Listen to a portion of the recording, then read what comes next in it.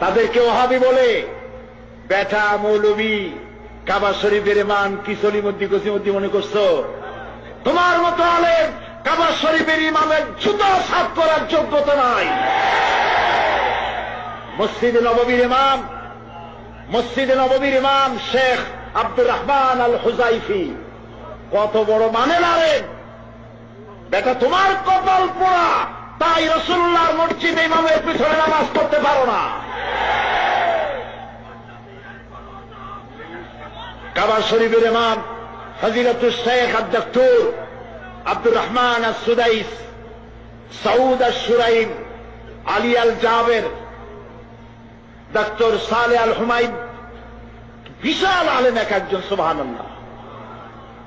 এই আলেমদের পিছনে গিয়ে নামাজ পড়ে না, কয় যে এরা ওহাবি, তারা মুনাফিক, নাউজুবিল্লাহ।